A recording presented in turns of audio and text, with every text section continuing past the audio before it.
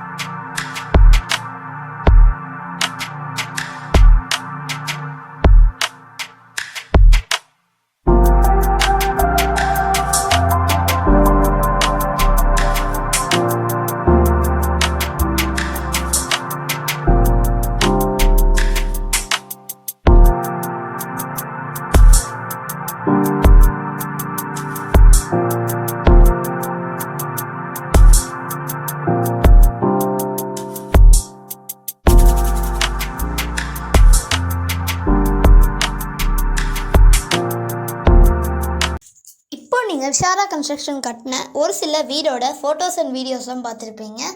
இப்போ நம்ம வாஸ்து நாள் பற்றி பார்க்க. வாஸ்து நாள் வந்துட்டு உங்கள் வீடோட பூஜை நாள் தான் வந்துட்டு வாஸ்து நாள்.